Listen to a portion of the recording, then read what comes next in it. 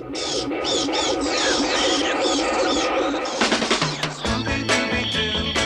are you? We got some work to do now. Welcome to Werezilla's Retrospective. I'm your host, Werezilla. Most dogs do not talk, nor are they part of a team of teenage detectives. Mine are not. Obviously, Scooby Doo is the exception. Definitely one of Hanna-Barbera's longest-lasting characters, the Scooby Doo series follows 4 meddling kids and the eponymous Scooby, who have an uncanny habit of running situations that involve a criminal dressing up like a monster to scare people away from their illegal activities. Seriously, they have no right to be surprised anymore. And of course, part of the fun in any mystery is what kind of clues are left behind and how they're all pieced together. Especially when you have a memorable cast doing the investigating. Sadly, as the mid-70s moved on, members of Mystery Inc. started to leave. First Fred and Velma, then Daphne, which left only Shaggy, Scooby, and him. I'm more or less indifferent about the character compared to what other people think. Let's just say that we have other problems concerning today's topic. One of the TV movies from the 80s, Scooby Doo and the Reluctant Werewolf.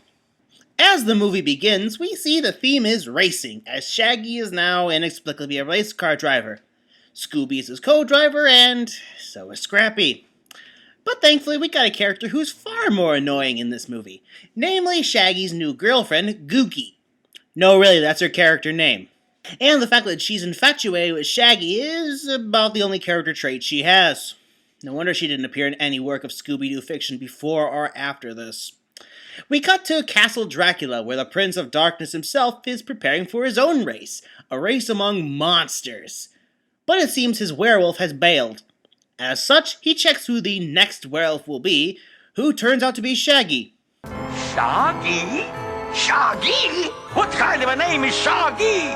It was either that or use his real name, Norville. Also, why Shaggy exactly? He's never attacked by another werewolf. Dracula doesn't put him under a spell or anything. It's just, bam, it's gonna be Shaggy. Plain and simple. Because the plot calls for it. So Dracula orders his 2 hunchback henchmen, Crunch and Bunch, hey, that's my favorite theater treat, to make sure that Shaggy turns into a werewolf. Apparently all they need to do is expose him to the light of the full moon. For no reason other than the plot couldn't allow the more violent way, even though that way makes sense. Also, that's Frank Welker playing Crunch, who is sadly wasted in this role because he's forced to talk like this.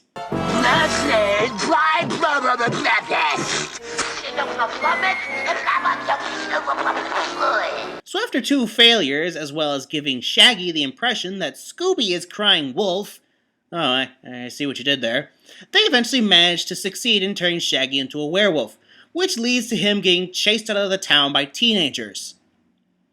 Movie? I think you're doing it wrong. Wait, Crunch! We can apprehend him easier from the Batcopter.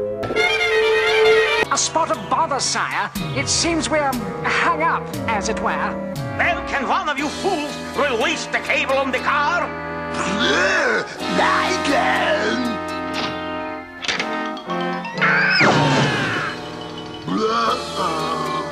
Oh, I do wish you'd consulted me before you did that, old man.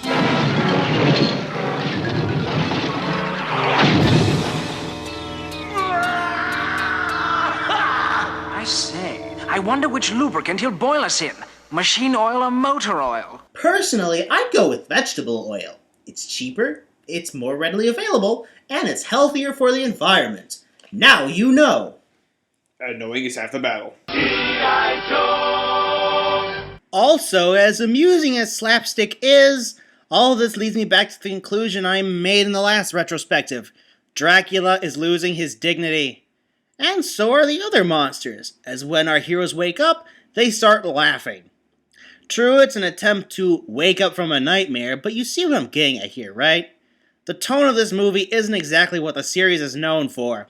Shaggy refuses to take part in the race, and who can blame him when the prize sucks this badly?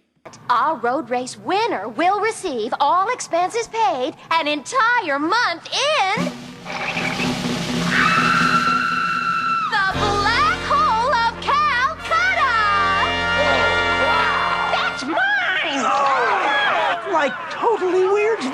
Dracula, however, promises to change Shaggy back to normal if he wins the race. What he fails to mention is that the car meant for the werewolf is a rinky-dink little beetle that does not look race-worthy in the slightest. Granted, he does order Crunch Bunch to sabotage the car so Shaggy won't win, but this couldn't possibly have been the same car used by the original werewolf, because all the other monsters have much more elaborate cars with matching themes. No wonder the original ran when he had the chance. Attention, ladies and the gentle monsters! The 753rd Annual Monster Rally is about to begin! Yay! Which is actually a rather appropriate response given what's about to happen. Why do I say that? Well, for the rest of the movie, Dracula keeps trying to sabotage Shaggy and Scooby's chances of winning, running back and forth between the announcing stand and the racetrack, and failing. Also, it seems I was wrong about the car, as once Shaggy inexplicably fixes the engine, he is constantly in the lead. It's as repetitive and dull as it sounds. Scrappy and What's-Her-Face race ahead to give Shaggy and Scooby a heads up for Dracula's traps, but since Dracula is making things unfair for the two in the first place, I hesitate to call it cheating. I've got an idea. Hit the ejection seat button on my side. But Scrappy, what are you going to do with that pepper?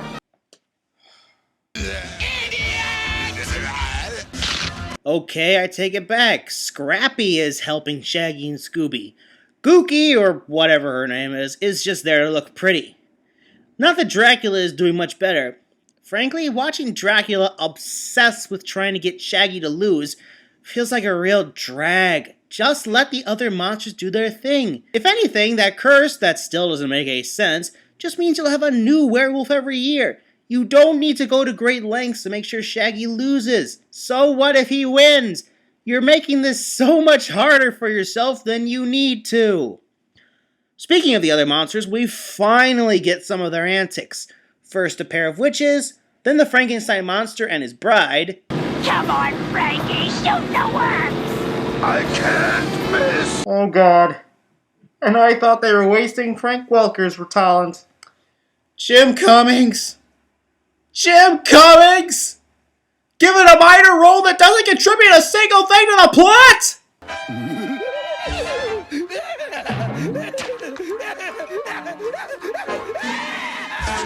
Finally, as the race reaches the home stretch, Dracula decides to pull out his trump card, GK. No, no! Not GK! Oh, no! Not GK! Oh dear, not GK!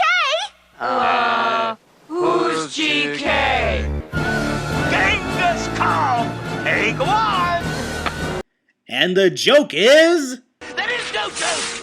And like everything else Dracula throws at our heroes, their do-everything car comes prepared to deal with the giant ape, which they use to get to the finish line and win the race.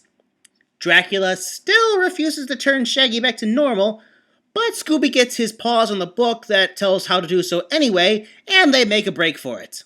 Quick, bring me my bat plane! So after an entire movie of race car driving, our climax takes place in an aerial battle.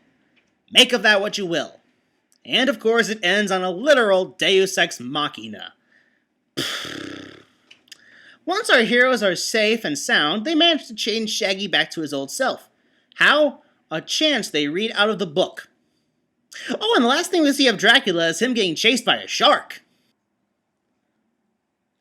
Too easy.